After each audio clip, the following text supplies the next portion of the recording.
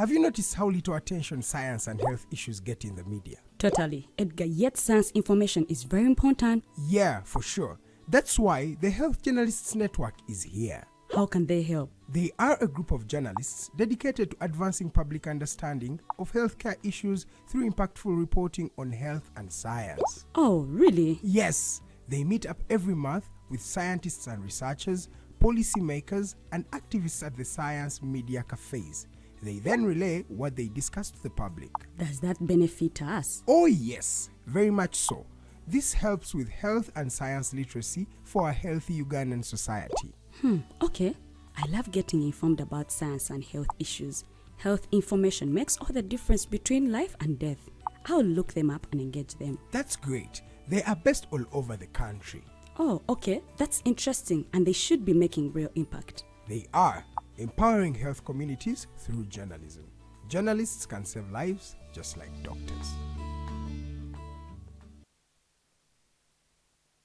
Hi, Rogers. Can I ask you something? Shoot. What does corruption mean? Well, summarily, corruption is abuse of public power for personal gain or for the benefit of a group to which one owes allegiance. For example, when a public office is abused by an official accepting or soliciting a bribe. By the way, private people can be corrupt too, like bribing police officers to escape fines. Okay. So exactly how does that concern me? Well, do you pay taxes? I guess, yeah. What does that have to do with this?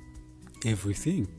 Because those taxes you pay are supposed to facilitate services you use, like water, electricity, roads construction, medicines in hospitals, name it. Okay, that is much bigger than I thought. But it can be stopped, right? Well, yes it can, although it may not be as easy as it sounds. And here is the reason why. Corruption roots are grounded in our country's social, political, economic, bureaucratic traditions and policies. So, what has kept it going this long? I mean, why don't we stop it? Well, the main reason why it has been here for so long is because institutions are weak, either as a result of poorly defined ethical standards of public service, weak administrative and financial systems, or ineffective watchdog agencies. What can we do to stop it? At a national level, we must focus on strengthening the independence and effectiveness of public institutions that fight corruption. At a personal level, we must commit to never giving a bribe. I promise I'll never give a bribe. Well, that's a great decision you have made. Me and you now have to spread this message to all our friends. If we all do our part, corruption will be no more. This message is brought to you by Alternative Digital.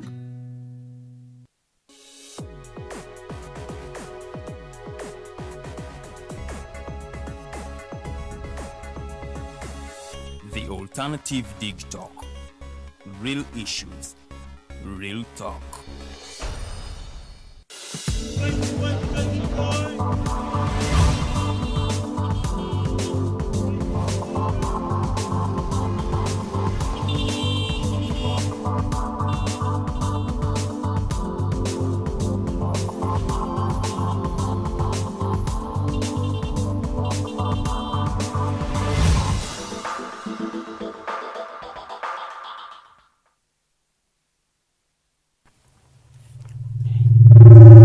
Oli Humaiti Drive tubeerawo essaawa ziba 2 ez'okumakya tuba twagguse dda okulaba nti ate tukuggulirawo olunaku lukubeerere olulungi ng'otambulira mu kumanya osobola okuba nga ate naawe okola discussions ng'olina okolera reference ng'oli highly informed. Jukira wano tubategeeza nti information is power, era buli lw'oba nga toyina ky'omanyi ku kintu kyonna tosobola kuba nga ate okidiscussingako n'okiggusa kubanga by'oba oyogerako oba tobimanyi. Ensonga lwaki tukeera wano okulaba nti ate ensonga zonna eziba zigenda maaso mu ggwanga tosobola okuleeta abakugu ababa batusingako okuzitegeera ne bazinnyonnyola bulungi nnyo osobola okuba nga nti gwe nange ate tusobola okutegeera ensonga ezo naffe ne tusobola okuzibuulira abalala. Yesterday was here nga ngamba nti abantu abasinga babadde waka nga tebamanyi na lwaki bali waka wabula bo bakimanyi nti buli 16 omwezi ogwokubiri ebeera public holiday singa luba lugudde ku lunaku olw'okukola olwo tuba tetugenda kukola. So nno era nasanze omu ng'annyonnyola ng'agamba nti leero lunayo olunaku lubadde lubi nnyo tetukoze olw'ensonga abantu tebakoze era mbu waliwo omulamuzi eyaffa ne gwe batta ne batandika okuza olunaku luno. So bana ekirungi nnyo okwekuumira mu kumanya y'ensonga lwaki mbagamba nti information is power. So buli woolabanga waliwo information ennungi etali misleading, atali propaganda, atali blackmail, osobola okutuulawo n'osobola okubanga ate naawe osenako ku that pot of knowledge. So olunaku lwaleero nina omukulu Norman Tumuhimbise, tugenda kubanga tutunuulira ensonga za jana killings eze za happening, lwaki za happening era lwaki yali Asiinze Acholi ne Lango. Nkwaniriza mukama wange nsaba awolamuseeko bali mukutulaba olunaku lwaleero. Abatulaba mbibaza okuteekako data ne mutulaba n'okuwa obudde bye twogerako, naye nkolimira abawulira obuwulizi bye twogera okusinga okubiwuliriza. Hearing and listening. Because listening, you pay much attention yes. to the details and learn or unlearn. Kati sinyumirwa nnyo twakuwulidde twakulabye. Twakulabye? Ebyo bakoma bageni mu maaso bakomye just kulaba bulabi. Bategere ensonga. Bategere n'ekituleetanga wabadde. So Bannayuganda mwebale, of course n'abazzeeyo okukola leero. It's public holiday. And egunawulidde omuku I think bamukose ngagamba mbu lumu kyali kitongole something lunaku lwa kitongole kyali kitongole kyamana kyewo something mbu wa boda yadamugamba kati abo nabo gye bali ate betwagala bakoleki bateekemu much intention okuwuliriza n'okutegeera abo be basinga obutawuliriza kubanza owange yabadde annyonnyola mbu omujasi yatibwa nsonga lwaki abantu tebaakoze emirimu tegyatambudde bulungi mazima dda olwamukisa kubanga bakuyita ku lumu sitya negambe kirabika kizimbe kya lumu oluguudo oluwumu lwaki tuba tulujaguza naye nga luyita luguudo just because there is lumu street in town era bagwa ku mutembe negambe oluguudo lwaffe no luwumu kyaka lunaku lwe balutongoza kisobokera ddala kubanga abantu bangi nnyo tebamanyi ate tebanoonyeza kumanya. So tukulikeyo mu bikujjuko ebyabaddewo sayiriza eri ekitugumu nga tukuza olunaku lwa jana n'omu. Naye njagala ntunuulire ku bigambo ebyayogeddwa President w'eggwanga Uganda nga tucelebratinga olunaku. Ekisookera ddala yakolimidde abakulembeze abatwerimbikako ne batwesibako nga tetubalonze. Era n'agamba nti Sitaani yalina ba disciples be era nga omu ku ba disciple yali Idi Amin dada. Nga leero ku statements ezibbiri njagala onyonyole abalabi abali mu kutulaba saawa eno.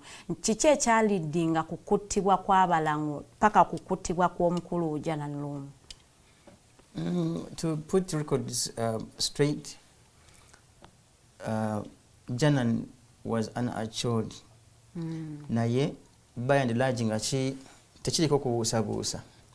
Yali mukwano gw'Obote. Era nga mu mutima wa UPC. Katonda ono atali anguzi era tuyambe ntuwangaala. Kana katabo kange kalina emyaka 10 nakafulumya 2015. Era ne kantwaza mu nkomyo kumala ennaku ndowooza nga 18 mu safe house. Ne emu ku chapters mu katabo kano Unsowing the Mustard Seed eriko the killing sorry jibalaga Echo the killings of Acholi and Langi officers 1971. Kati it is on chapter, it is chapter 10 Answering the Mustard Seed. Kati aliyo bookshop, can people access this? Kazibu nnyo kafuna kabera ku order. Kati kalinga ngabona agamba it's out of print, but abantu akagala you do a special order. But to say history yo kwetemula kuno kuviira ddala ku kinadise ekyejo ekyamukulu Museveni nti mu kyejo kino buli lwabadde nga yina kyagala okutuukiriza nga saawa ekyejo ng'ekyabaana abato ne basiita ebigere bw'otampa kino nja kukola kino n'abisiita singa abadde baana abazze ekyejo ne kitwala obulamu bw'abantu ekisoboka ku muntu w'ekyejo ng'ayagala obukulembeze nti mu myaka egyo bwe gityo Amin nga kyajja awambe yawamba nga 25 7 the following day nga Amin just one day Museveni n'agamba tagenda kufugibwa idiot. Bannansi ne beebuuza omusajja mukulu atanna bugumya mbooge just olunaku lumu otegedde otya nti idiot era n'aba musiru tajja kusobola kukulembera ggwanga. Abamu ne bakitwala nti oba oliawo nabbi w'ebyobukulembeze nti omuntu omulaba engeri gy'atambula awo nga yeekaliisa n'ogamba kinava mu yeebiraka naye bagenderaawo naye olw'ekyejo kiri n'amuviira n'agamba weewe tuve wano tugende tumuteeko olutalo. Batuuka e Tanzania baagala okuteekako olutalo ku Obote rather ku Amin bakuŋŋaanya kubanga teyali w'amaanyi nnyo mu G7 mugumu. Obote balule n'abalala be bali ab'enkizo as compared to muvubuka era batuula mu meeting nga buli ka group akayina ebirowoozo ebirwanyisa Amin kaleeta ebirowoozo byabwe. Abantu abo ne bagamba Amin kyajja awambe akyayina ettutumu mu Uganda nabwe ekyo kijja tukaluubirira okukola ki okumuggyako ko Obote nze akageri kendi nti nno UPC China structures mu Uganda yonna ng'oggyeko Buganda tumukube simagiza yandibadde ambush okumukuba simagiza n'ategeera nti singa eno idea Nyerere agigula Museveni omugezigezi yatulanga abiranga backbench nga yeefuula tabiriiko nnyo n'agamba leaders njagala tukole a long term struggle kitwala obudde nga butukola ki bwe tulwanyisa omusajja ono bw'akola from NASA ne abamu ne bakkaanya n'Obote mbuno balumbe Amin. Museveni kigambibwa ayina kodi gye yakozesa mbu cows are about to calve. Cows are about to calve yali kodi ye nga yakulya olukwe mu Fronasa ekibinja kye n'aba Obote abali bajja mu 1972 okuba Amin. Kiyambe Nyerere okumukkiriza mu omuvubuka ono ng'alaba ebintu mu maaso olaba yatugambye tuleme kulumba ambushi simagiza kati mulaba bituukiridde. I am giving you ekyejo bwe mutakola kino nja kusiita ebigere nja kukola kino awo nga tuvaawo kati bwe bakuba Fronasa ye ne kikosi maalum ey'Obote 1972 bwe baddayo mu meeting evaluation meeting agamba didn't I tell you it was very risky. It was very risky. Tukwatiriremu katanga ekyejo kye kitandika okuboneka. Bweba nga afuuka prophet. Kati nga afuuka prophet. Era Nyerere amukwatira emitwalo 5 egya $, in 1976 which he has never counted for. Ngazimwa omuvubuka embulakalevu ategeera n'okusinga malayika. Kwata emitwalo gino egya $, kuŋŋaanya banno mubeko kye mukola. Ekyejo kitandika. So ng'omuntu alabire walire aina omululu which is literally the law of nature okwagala okutwala bwa president. Is a human character. 76 bwamwe emitwalo mukaaga egya $, 1976 by Nyerere ekimanje zadda naye atandika okuluka olukwe ono the how ye ne teams inner circles butya because ebiseera ebyo sabotage was one of the strategies. Nyinza ntyo okukola ebintu ebivumaganya ekifaananyi kya gavumenti eriko abantu baggyemu obwesige era kyova olaba bwavaayo press conferences ze mukwata bannabyabufuzi bagamba olina linnya lyaffe kubanga amanyiwe kyamutuusa yakikolako. So plan nebeera ne bagikolako ne bagamba nti kati wategedde teekwa okusala amagezi gonna okulaba nti ekifaananyi kya Amin wano n'ebweru kyonooneka. Bakola batya? Abamu ku batulizi b'ensonga abakadde abampadde obwesige okunyumiza ku byameyimu ebikusike nti bitali bikusike kati bintu byansi yonna musajja mukulu akadde yali myaka 8 bino bibaawo like records musazi kweka nnyo. Oito joke yali chief of staff wa maje Obote nga mukama we ye Okelo Lutwa nga CDF naye nga teyasoma. Deputy CDF ebiseera ebyo okay ame commander babetanga nga ye Olara Okelo kati nga yali asoma nga graduate wa Sunhurst nga ategeera nnyo ebintu bino yali oyito joke. So timu bwe yatuula eya click akatunenya akabafurunasa mu kugezaako executing project yaabwe ya sabotage. Yes. Ne bagamba ne barecruiting omuwala omu gwe sijja kwogera mannya wano kati mukazi mukulu akyaliwo mulamu nnyo aveeyo Kigeyi sub-region. Mukyalo oyo bamuteeka mu post office wano bw'ogenda Nkurumah road bwoti eno Chamu Towers kati waliwo Post Bank. Ebiseera ebyo zaali headquarters za Uganda Posta. Omukyalo oyo kimu recruiting so omulimu gwe kufunanga amabaluwa gava Moshi gawandiikibwa baani abakulu mu Fronasa nga galimu ki Archbishop Luumu, Farida Bikobere, Ali so and so ebyokulwanyisa tukwebaza nnyo emirimu gy'otukoledde n'ebyokulwanyisa baffe consignment eddaka egenda kujja nakuzo mwezi bwezi ne bweziti.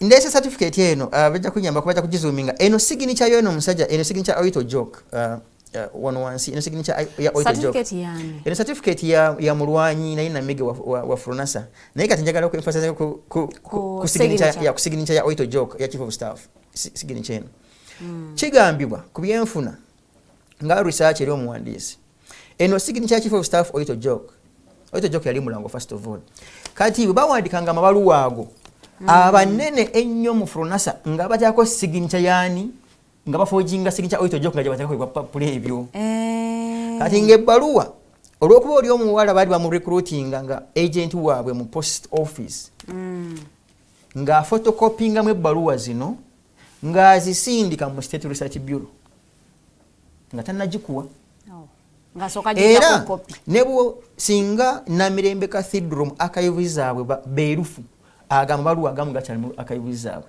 agavanga emoshi nga galiko signature ya oyito joke nga chief of staff nga bwe yeebaza banaddiini bano n'abalala bakivenjere banyaluumu kati luumu agwa mu trap eya forged signatures with an aim of the Fronasa and the bush and the abali olwanyisa bali bagala okuwuna n'ekifaananyi kya Amin attibwe temulaba musajja mutimu kubanga teri president agwa ku bbaluwa katugeze bwetyo nga literally nga tataddemu logic kuginoonyerezaako nga tayinza kukwatana kutugumbula.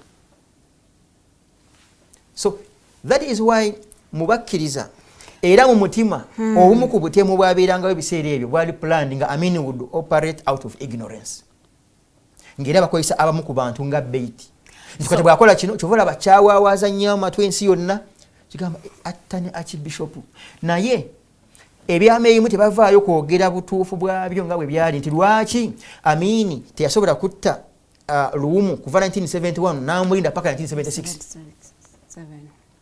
You get?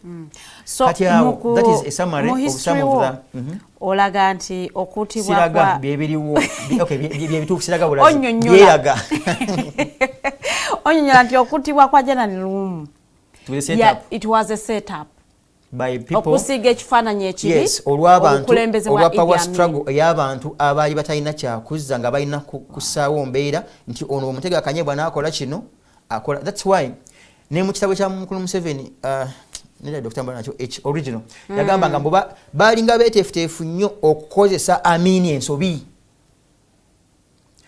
If kati nga ffe politicians n'abantu aba-analyzing ensonga zino what would someone mean ogamba ndi mweteefuteefu okukozesa gundi ensobi bw'akola ensobi nzije mungi gwoba okifunamu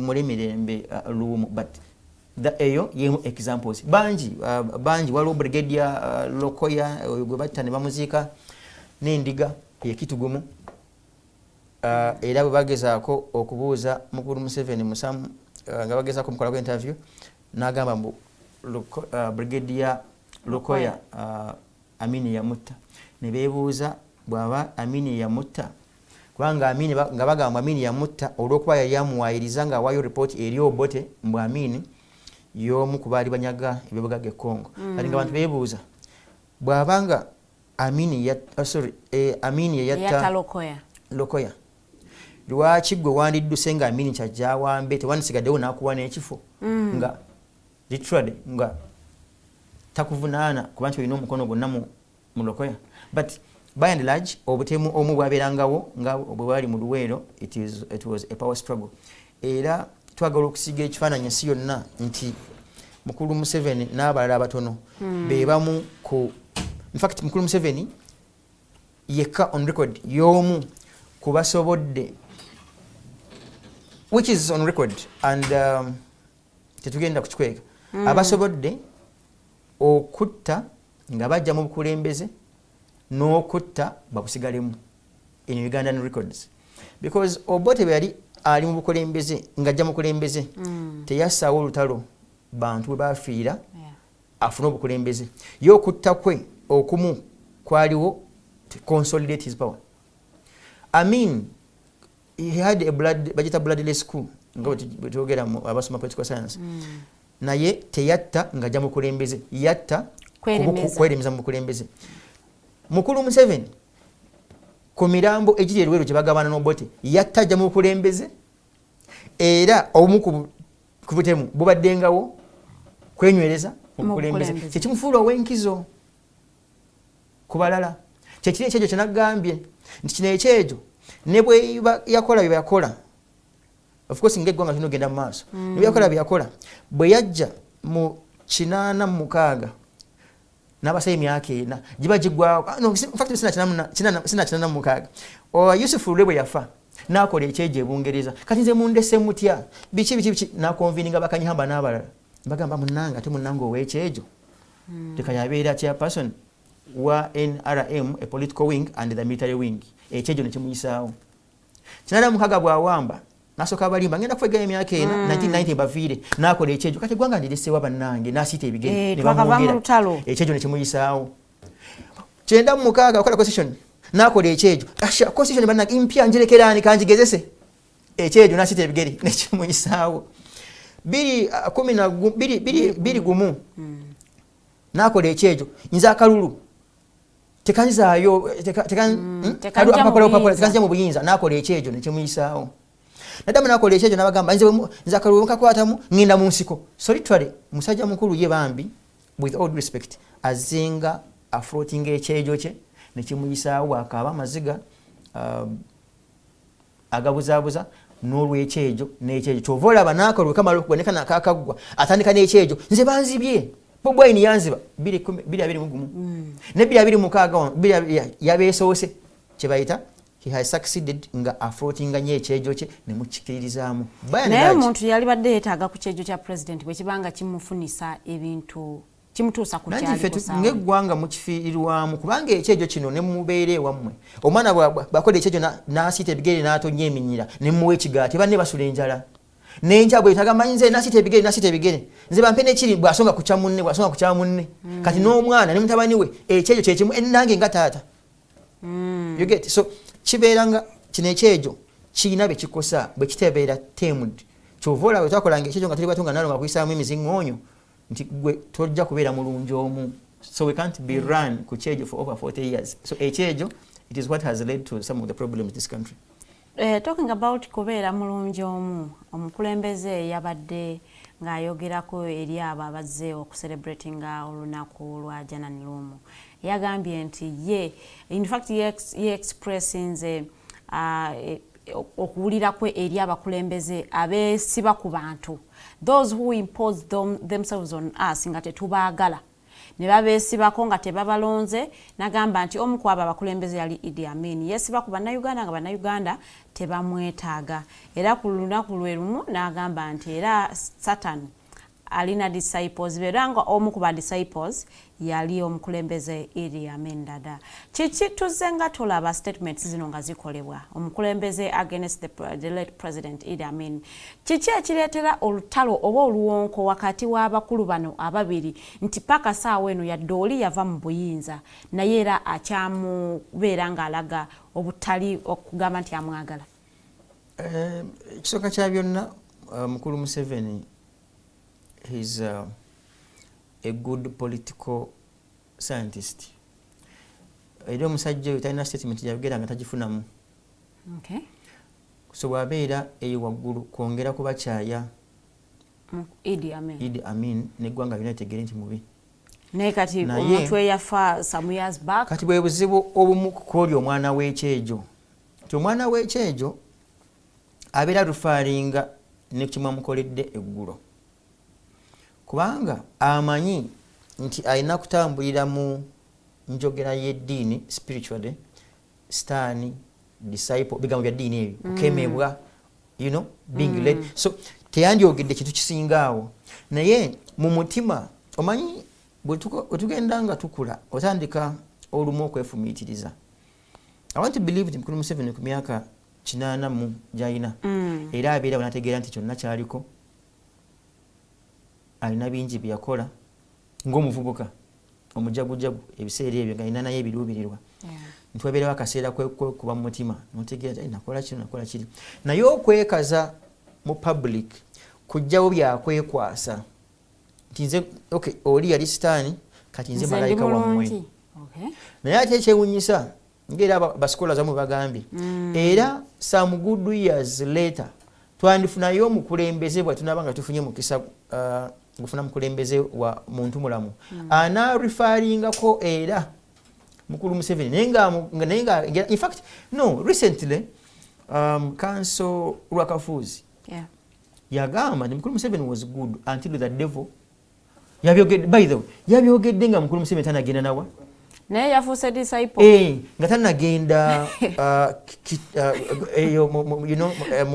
Kitugum nga tanagenda mu celebrations yes council Lwakafuzi this years yagamba it's on record I think digital has those records ngagamba mukulu Museveni was good at first until the devil attacked him katala munno obunabbi buno tebakwatagana buli ono ali uwe Kampala ono a week later ali gulu byayogerako ekitegeeza ne mu future tujja kufuna abawanisa banagamba nga mukulu Museveni Nestan yalina ba disciples ng'omukubbo nga missioning mukulu Museveni that's why nga bakulembeze twetaaga nnyo kugaidinga olulimi lwaffe kubanga mu Uganda muno mulimu era abantu abakwata ebifaananyi nga bakwata ekya Museveni n'ekisawa n'ekya Amini ng'omutajja wa Amini you get banji kiri ku record banji gye bali eyo kati abo bo obeera obaleseewa ngwega lutambuza eggwanga okutwala mu maaso kutambula kwerabira sina kwerabira nnyo byabaawo naye kubijjukira nti byaliwo and we move forward kubanga Amini oyo mulaba between 1971 weyawamba Jan 25th 1979 bamugira mu buyinza teyatta abantu 200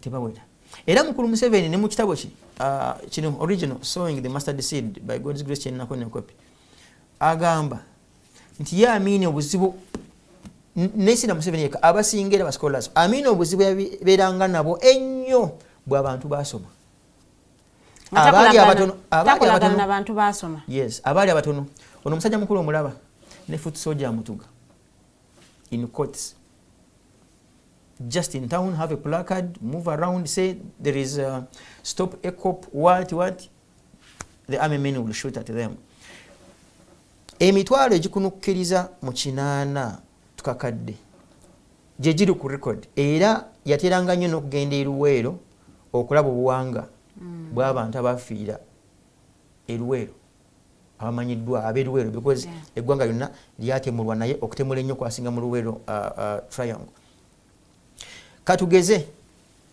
kale mbu baagigabana n'obuti nga buli omu alinako 8 ku mitwalo 8 kati gwe nga munnayuganda ani abeera omutume wa setaani sikibuuza gwe togenda ojja kutuwa answer tojja kutuwa answer so bw'obanga okozesa ebigambo bino nawe weefumitiza mutima n'ogamba nze yatemula eyenyigira mu kutemula because waliwo okutemula directly n'okuleetera abantu okutemulwa era byonna tugamba you are liable you get you are liable kubanga bwabawo bewateeka mu mbeera y'okuwagira obote n'abatta tegeeza you are liable you get kati bw'obanga wenyigira mu kuyambako oli nga bwagamba mu katabo kano akako nti nno mwagezaako okumekesha nno mubakozesa ensobi kati kino emitwalo 8 kyonna tuba tugenda gikuwa kati bwe tugikuwa ne tukomparinga naawe wayise sitaani ani abeera jjajja wa sitaani it's a metaphor akola literature Mr. Norman wali obaddeko n'omuntu gw'otaagala nga muli kumbira nnyina afa and that person dies nga mbadde nga temukwatagana mukama n'amutwala. Not really naye ndowooza gye bali eyo in the shadow. In the shadow. Do you continue fronting that hate towards that person yadde nga baavudde mu bulamu bwensi? You may not if bobanga you are morally upright, especially in a caliber of a president presiding over eggwanga erya million 45 n'omusobyo fenna kati nga kwe twesigamye. Bweeyisa bw'otyo oba tutubadde ekifaananyi kirungi nga abantu ab'emyaka emitoomuuko ku gijo, ekifaananyi ky'oba osiigira eggwanga tekiba kirungi.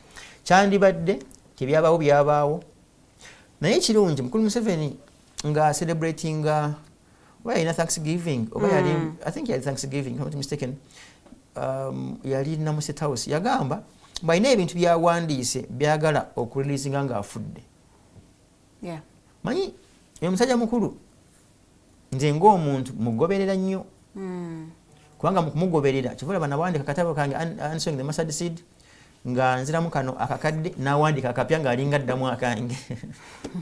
Kati olw'okumugoberera nnyo kuno tusaba, which is the law of nature, Katonda bwali bamututte baana abalekedde ebyama ebyo bikusike babituweeko tubirabe. Tomanyi muyinza okubeeramu ebyo akavuyo byonna bino bye baakola ne beeyisaamu. The real question here, Mr. Norman, is kiki ekyo Idi Amin kye yakola President Museveni kyatasobola kumuforgiving that he now continues to push up the hate? No, si yekka bonna, because Amin yamuyitanga swine, you'd call him a pig, an idiot, ne Obadde. Naye ate si yekka era ne opposition golaba abonna abagerako nga baafa. Naye ate ne bano bennyini abamuvuganya era abavumye lunye. Has a like insulting them. Avumye Besigye, avumye bamuntu bangi like ye bambi ndowooza bakikwata ku public relations. It is his weakness. Where he has expertise kulwana. He's a good fighter. He's a very good violent man. Nti alwanye entalo zonna bwaziwangula alemeddwa olwo okululwana olw'okuwaayo obukulembeze.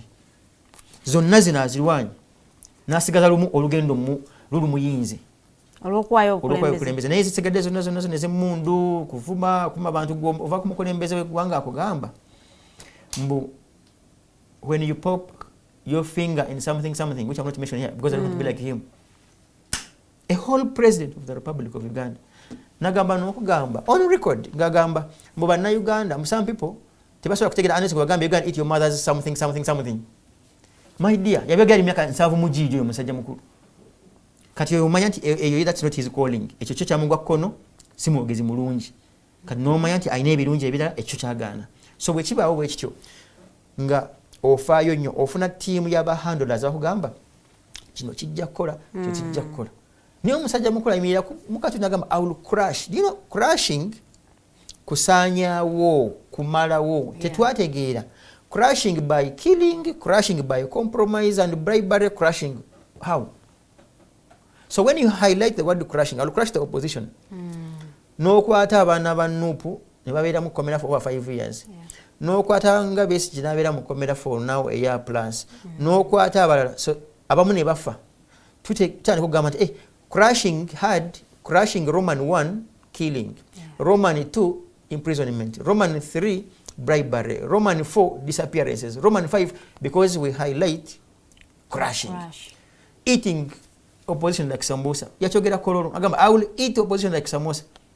Sambusa ojiteka n'ogiruma akasoona n'ogigaaya bwe kantu akalimu n'akatungulu bwe balya nnyama nebuukawo nga bw'obumira n'oyisa n'akati mu mannyo newe nkamize. So you don't take his words literally. Some of us we do contextual interpretation and apply the golden rule. What is beneath statements bwe zityo. Wow. Okay. Tugenda kubanga tumaliriza ensonga ya Jana Lumu, but also I want to relate to ensonga eno ya some kind of hate towards Idi Amin. Does that also translate to some kind of obutakwatagana wakati wa Abaislam and this government of the NRM? Because it feels like waliwo nawo kusika omuguwa. Bikusobera history ya President Museveni ne banne balina akantu akagenderere akali tuwe ku ddiini y'obusiraamu. Awamu bakikozesanga okuyitawo awalala otherwise. Era mu katabo ke kano Sowing the Mustard Seed, the original version, Mukulu Museveni yayita pozi muzeeyiwo. Okay. Mukulu Museveni yayita Kasimu. Yali yayita Kasimu. Nakwata muganda we nayita Salim. Saleh. Shaban Bantaliza teyali musiraamu. Chef Ali teyali musiraamu. Ne bakozesanga olukwesikwesi lw'okweyita amannya besse mu kifaananyi kya Amin. Bafune either obuganzi bayiseewo ebyabwe. Because yali alulatinga nnyo n'abayisiraamu. Yali alulatinga nnyo n'abasiraamu. Ng'era mu nsi yonna kimanyiddwa si mu bubi yadde siri musiraamu. Ng'oggyeko ebyogera ku basiraamu be bamu ku abantu balamu. Kyova olaba ne mu kusaddaaka zino ziyiddi zammwe abasiraamu bafunaawo ebisolo ne bayita abantu amadiini amalala. Ekitali ku mupoto. Omupoto ku mululu kwatudde n'okweyagaliza. Omukatuliki naye kumpi mululu kwatudde. So ate ku mulokole ne kisukka bo bakombayininga. Fact yene kyolina kyakusaba. Naye mu ddiini y'obusiraamu bambi ng'oggyeko ebirala ebijogerwako n'ekifaananyi ekibi ennyo kyasigibwa mu America ne bakiteekamu ne media, a lot of media attention okuwona ekifaananyi ky'abasiraamu. Bo bagabi babbaluwa it's on record. Ate si mu bubi ensi yonna ekimanyi nti bw'ogerageranya amadiini amagabi agaagaliza biki abasiraamu bali mu business abakote ku bannaabwe unlike eddiini zaffe. So bwe beerimbika mu kifaananyi ekyo bamanya bwe bageerimbikamu gano amanya bagenda kufuna obuganzi kubanga abasiraamu on record olwokuba nti basuubuzi historically be balina ssente ebisobola n'okusapootinga olutalo. Era beeyita amannya ago nga basindika envoy okusinkana Bagaddafi be basookayo. Gaddafi wasanga bamaseeka agamba shefaali ng'amanyi assalaamu alaykum ng'amanyi bantu be kweyita Kasimu nga n'obukanzu n'obupale bw'abatabulekinoza nga nabo ng'abwesala. So that was okweyita okuyisaawo ekyo. Ne bw'amala ofuna kye yafuna kati ng'alina tekuddayo abeefuulire nga bwali Swaitani, he was an idiot, amaduuka yagagabiranga abasiraamu banne Banasuru, Maria Mungu n'abalala. So eyo hatred era kyova olaba amanyi politics zonna akusebera kyova olaba nti ne mu ministries mu cabinet abasiraamu twakola bitundu 10 ku 10 ate nga basomeseza abaana era bwe mukayanayo kati bakabawayo akafo ka Idi wa Kampala KCCA bwe mukayanayo babawayo Hamisa era bawaabo ninga lyo abasiraamu abasomye era waliwo n'olutalo sometime egonga ne Judicial Service Commission nga bamu ba lawyers abanene nnyo era ndowooza there is justice ya Sini Nyanzi simanyi oba yawummula or something nga bw'obala abasiraamu abali mu judiciary nga ekitongole nga bambi weewuunya naye nga abaana bangi abasiraamu very good and brilliant lawyers. So there has been olutalo olutamanyiddwa mu Uganda muno olw'amadiini agamu ogafutyanka when it comes to positions era bwe babayo omusiraamu gwe bawa ogufu ogunene omanyi bakuwa nadduli bwe baba bayo gwe bagala okuwa omusiraamu omanyi Museveni gwakuwa asooka n'akuwa Sebaggala yamubawaako ko namusindika mu parliament if you don't remember bwe muvaawo awo n'asooka nayerowooza gamba kati mu basiraamu nkuwaani n'akuwa nadduli era nakwongera Moses Kigongo toothless doesn't bark doesn't bite tizaya Moses Ali wazo okay gwakuyumira nga bwali tewali basiraamu awo bali very strong health wise. Of course back in the day nga muvubuka yali very reasonable naye kati gwakunyumira mbo yo prime minister era bw'olaba abantu mukulu Museveni baatuwadde nga abasiraamu fenga mikwano gy'abasiraamu